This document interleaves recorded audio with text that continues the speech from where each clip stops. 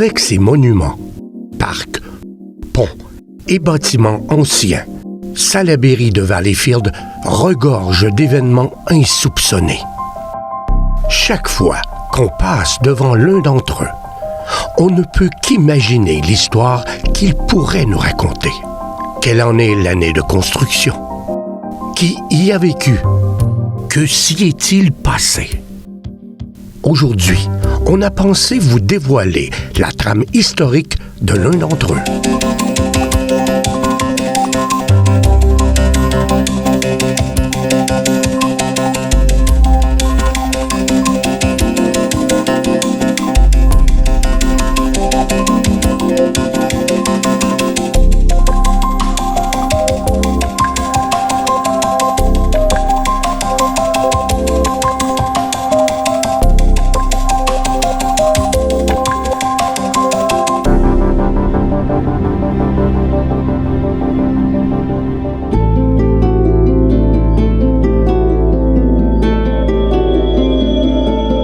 Salaberry de Valleyfield se situe sur une île formée par le fleuve Saint-Laurent et le canal Beauharnois.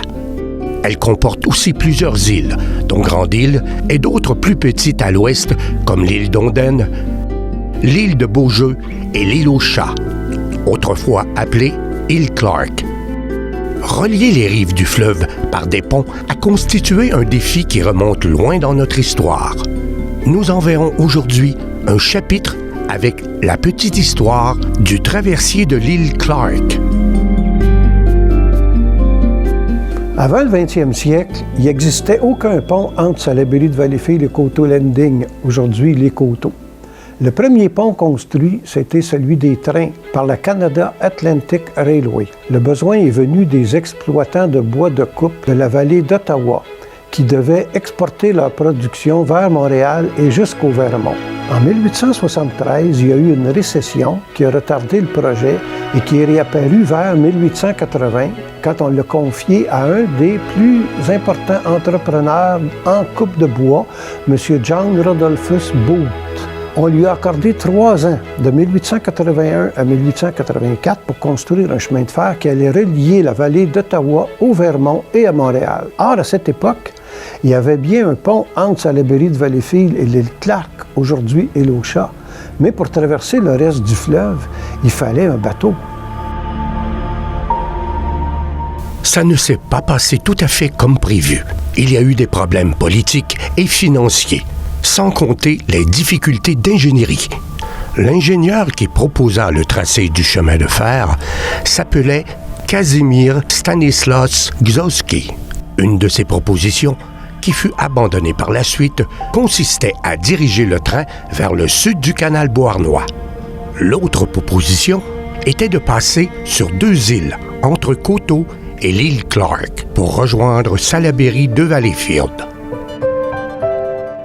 Le projet de lien ferroviaire allait à Saute-Mouton de Coteau Junction, plus tard Coteau-du-Lac, vers l'île Giroux, l'île Ronde et l'île Clark.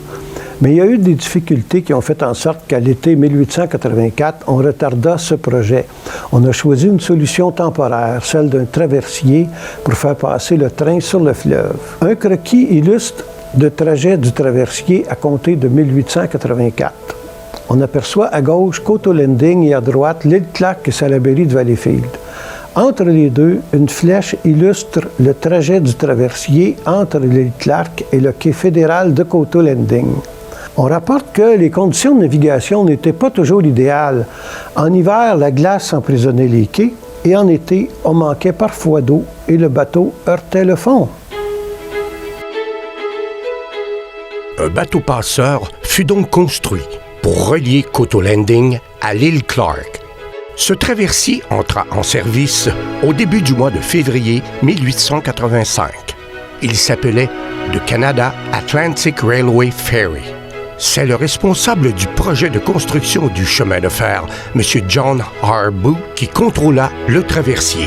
En 1886, il remet le réseau de transport au propriétaire actionnaire du Canada Atlantic Railway, mais il va finir par acheter la compagnie pour la vendre en 1904 à la Grand Trunk Railway.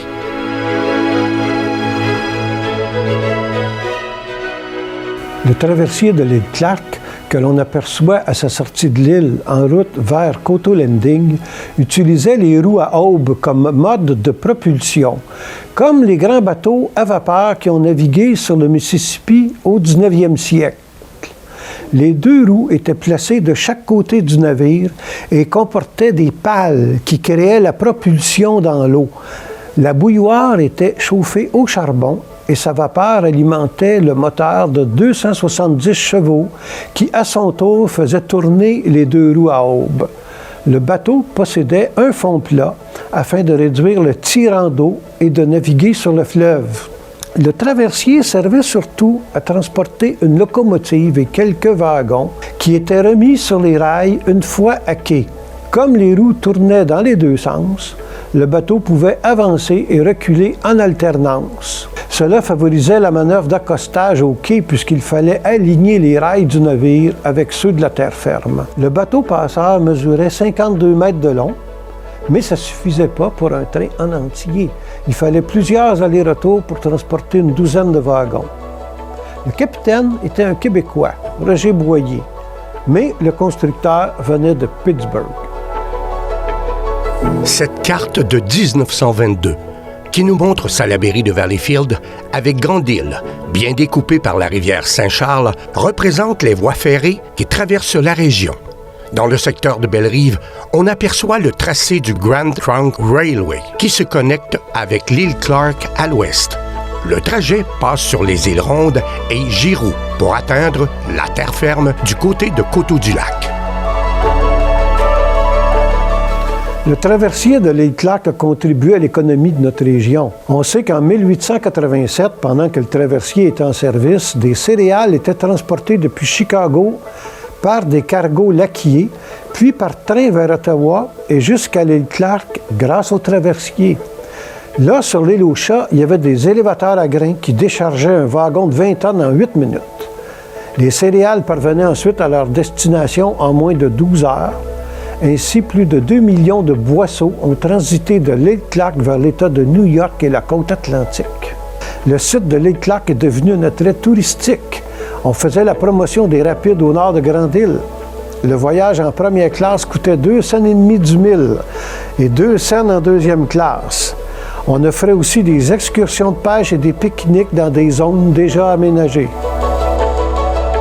En 1889, le Canada Atlantic Railway possède 22 locomotives, 18 wagons pour passagers, 7 wagons express, 3204 plateformes de train, contenant à charbon ou boîtes diverses affectées au transport de marchandises.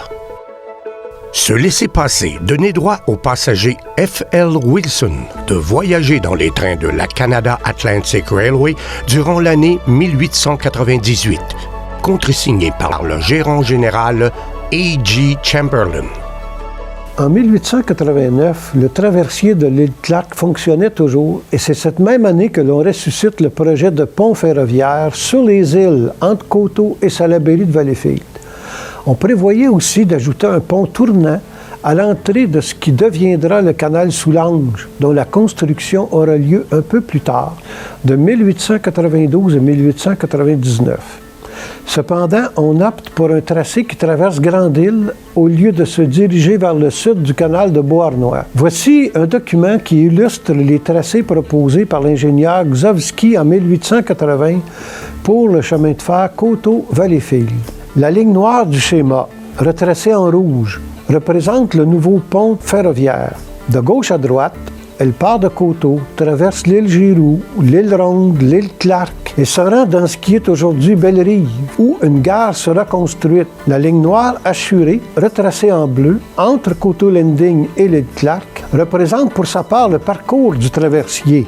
Enfin, nous faisons ressortir en jaune les deux lignes de chemin de fer, celle du traversier et celle du pont projeté, qui se rejoignent à Coteau Station.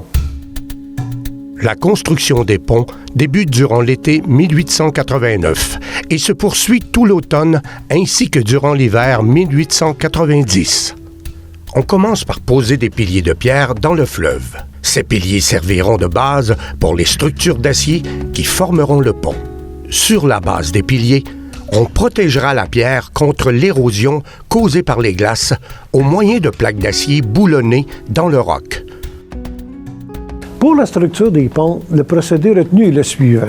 On demande à la Dominion Bridge, une compagnie de la Chine, de fabriquer sur l'île Clark même 18 superstructures d'environ 200 tonnes. Chacune d'elles représente une section du pont ferroviaire Cohen. Ensuite, on utilise 2 barges retenues ensemble par des séries de poteaux de 70 pieds de longueur.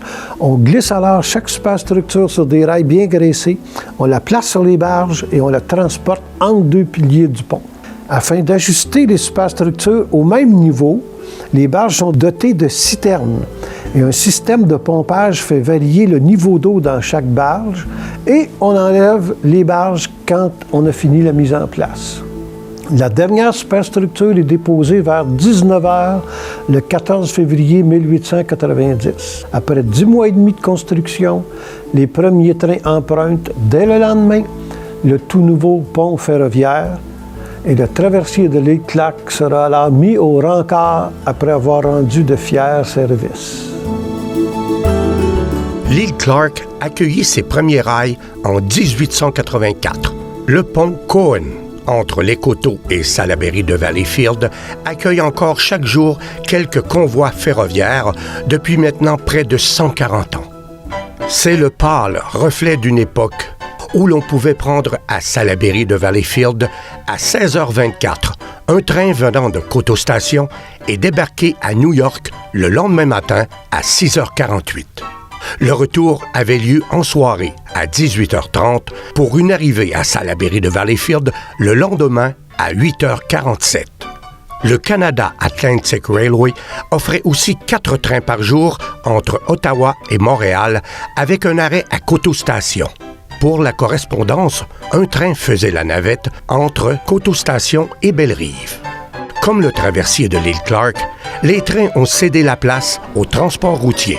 D'autres ponts durent être construits, mais ça, c'est une autre histoire.